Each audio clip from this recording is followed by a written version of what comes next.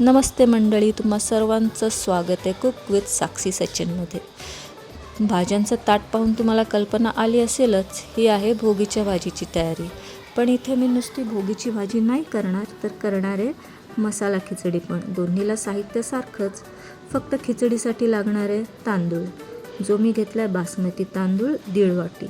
तांदूळ मी प्रथम स्वच्छ धुतला आहे आणि निथळवून बाजूला ठेवला आहे. तुमच्याकडे जर बासमती तांदूळ नसेल तर कोणताही कोलम घ्या किंवा गावठी तांदूळ असला तरीही चालतो, काही फरक पडत नाही. इथे घेतलं आहे मी फोडणीसाठी 1 तमालपत्र, 1 इंच दालचिनी, राई, जिरं, 4 लवंग आणि 4 काळ्या मिरी, आणि त्यासोबतच आहे आलं लसूण पेस्ट. आणि कोरड्या मसाल्यांमध्ये आहे ठेवणीतला तुमचा लाल मसाला जो कोणता असेल तो, त्यासोबत कांदा लसूण मसाला, धण्या जिऱ्याची पावडर आणि हळद. लाल मसाला, कांदा लसूण मसाला आणि धण्या जिऱ्याची पावडर हे प्रत्येकी 1-1 चमचा घेतला आहे आणि पाव चमचा हळद आहे. आता जर तुमच्याकडे गोडा मसाला असेल तर अत्यंत उत्तम, त्याने अधिक छान स्वाद येतो. इथे मी टोप गरम करत ठेवला आहे. टोप गरम झाल्यावर मी यात अंदाजे 3 ते 4 चमचे, मोठे चमचे बरं, तेल घेतले. आता हे तेल तापायची वाट पाहायची. त्याच्यासोबतच बाजूला मी एक छोट्या टोपामध्ये पाणी उकळत ठेवले, जे नंतर मी भातासाठी वापरणार आहे. इथे फोडणीसाठी आपल्याला 1 कांदा घेतला आहे आणि 1 छोटा टोमॅटो. कांदा मी लांब पातळ चिरून घेतला आहे आणि टोमॅटो बारीक चिरला आहे. आता बहुतेक तेल तापत आलेलं आहे, तर यात सर्व खडे मसाले म्हणजे तमालपत्र 1 इंच दालचिनी, 3-4 लवंगा, 3-4 काळी मिरी, राई आणि जिरं हे सर्व मी एकत्रितरित्या फोडणीला घातले. आणि पाव चमचा नाही, सॉरी हे चिमूटभर हिंग होता ना. आणि 1 कांदा, जो मी सांगितल्याप्रमाणे पातळ चिरलेला लांब पातळ, आणि टोमॅटो बारीक चिरलेला.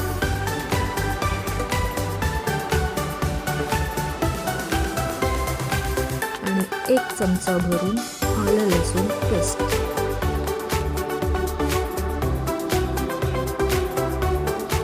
हे सर्व घालायचे आणि व्यवस्थित ढवळून घ्यायचे.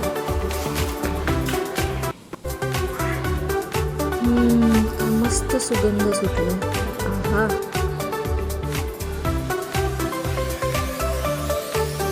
छानच. हे आता सर्व व्यवस्थित परतून घ्यायचं.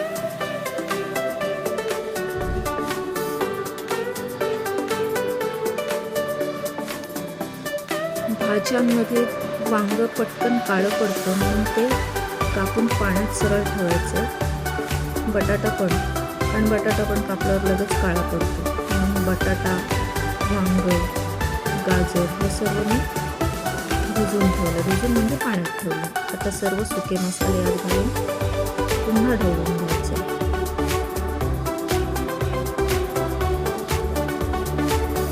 या मोसमात सुंदर ताज्या भाज्या येतात. मटार, हरभरे, पावटे, तसंच तुरीच्या शेंगा, या सर्व भाज्या मी यात घेतलेल्या आहेतच. तुम्हाला जर आणखी काही वेगवेगळ्या भाज्या आवडत असतील, जसं परसबी वगैरे, तर तुम्ही त्या पण घेऊ शकता. आता या सर्व भाज्या यात टाकून परतून घ्यायच्या आणि झाकून ठेवायच्या. थोड्या वेळाने झाकण काढून पाहायचं आहे भाज्या कितपत शिजत आल्या ते आपल्याला समजायला हवं. आपण चेक करूया. सुरीच्या टोकाने मी आधी गाजर तळप असतं म्हणून गाजर चेक करतो. बऱ्यापैकी शिजलेले गाजर, म्हणजे इतर भाज्या पण शिजलेल्या. आता यात मेथी आणि कांद्याची पात, म्हणजे धुवून स्वच्छ बारीक चिरून घेतली आहे, ती पण घालायची. तुमच्याकडे जर शेपू आवडत असेल, पालक आवडत असेल, चाकवत आहे किंवा मोहरीची भाजी, या सर्व पालेभाज्या टाकल्यात तरी हरकत नाही, आणखी छान स्वाद येईल. आता इथे मी तांदूळ टाकून देते यात.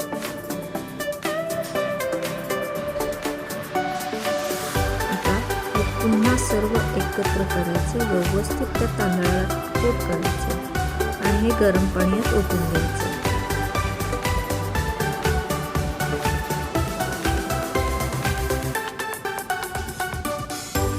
पुन्हा व्यवस्थित ढवळून घ्या, म्हणजे त्याचा जो मसाला आणि त्या भाज्या सर्व तांदळाच्या ह्याच्यात त्याचा स्वाद येतो. त्याला झाकून ठेवू थोडा वेळ. झाकण काढल्यावर पुन्हा चेक केलं, मीठ घालायला विसरलेले, ते मी चवीपुरतं आता घातले.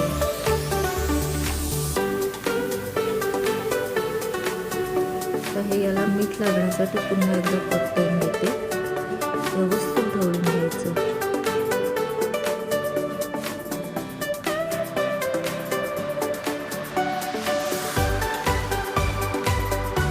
ते भात शिजतो आणि ते इतका छान सुगंध येतो ना, मला तर भूकच लागली.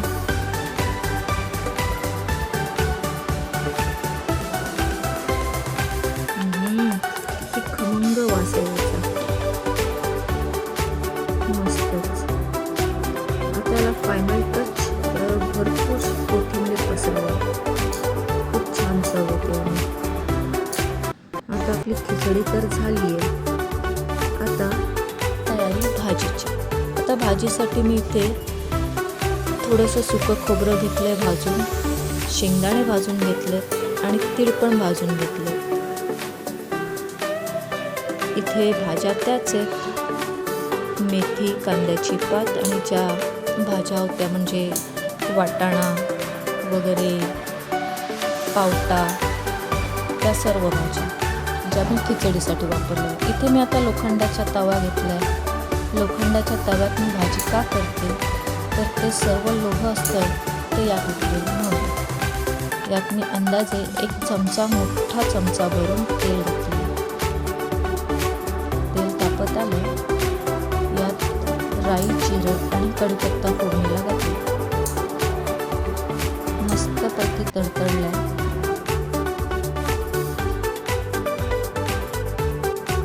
आता इथे एक बारीक चिरलेला कांदा घेतला, मस्तपैकी असा परतून घ्यायचा.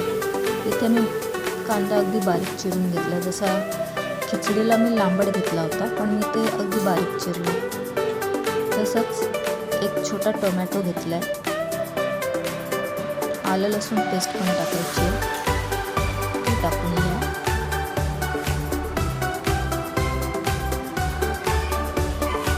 पुन्हा व्यवस्थित परतवून घ्या.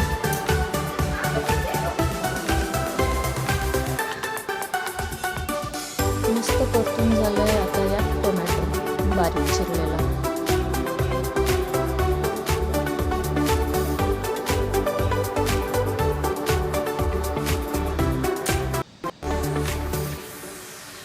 हे सर्व मस्त लाल झाले. यात सर्व कोरडे मसाले, कोरड्या मसाल्यांमध्ये जे खिचडीला घेतले होते तेच, आलं, कांदे, लसूण मसाला 1 चमचा, लाल तिखट 1 चमचा, धण्या जिऱ्याची पावडर 1 चमचा, पाव चमचा हळद. आणि मगाशी सांगितल्याप्रमाणे यात पण जर तुमच्याकडे गोडा मसाला असेल तर तो देखील घाला. हे व्यवस्थित परतून झाले. आता या ठिकाणी पावटा, वाटाणे, तूर डाळ म्हणजे तुरीच्या शेंगा, ज्याची आपण डाळ करतो, त्या शेंगांचे जे दाणे येतात ते दाणे, या सर्व भाज्या, गाजर घेतल्या, बटाटा आहे, वांग आहे. इथे मी बोर पण कापून घातलं, जे मी खिचडीत घातलं नव्हतं.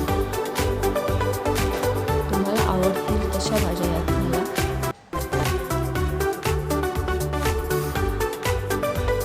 आता इथे मी एक मोठं बाऊल भरून पाणी घातलं, कारण गाजर, वाटाणे हे जरा शिजायला कठीण असतं म्हणून. चवीपुरतं मीठ. पुन्हा व्यवस्थित ढवळून घ्यायचे. त्याला सर्व मसाले लागले पाहिजे त्या भाज्यांना.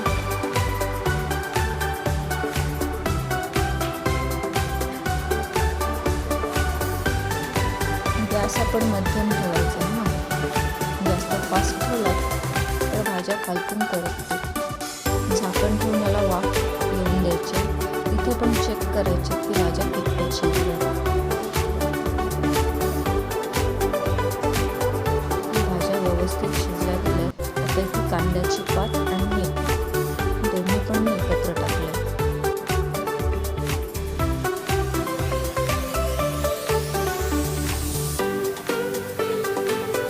या सर्व भाज्या एकत्र करून व्यवस्थित मिक्स करायचे.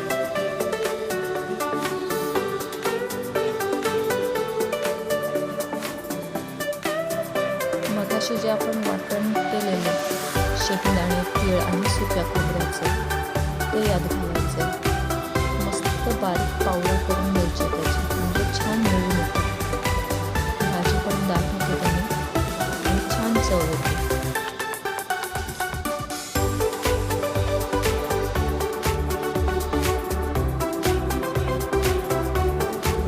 उन्हाळ्याला झाकून ठेवा आणि वाफ येऊन चांगलं शिजू दे.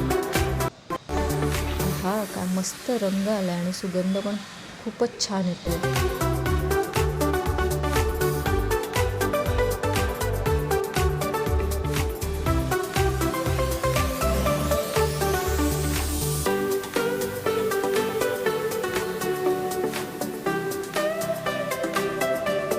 आता इथे कोथिंबीर घालायची.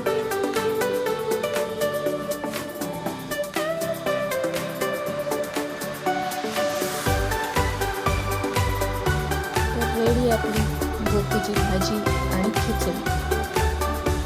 तर मसाला खिचडी सोबत गोबीची भाजी, गाजर आणि भाकरी तीळ लावली. या हो खायला. तुम्हा सर्वांना संक्रांतीच्या खूप खूप शुभेच्छा.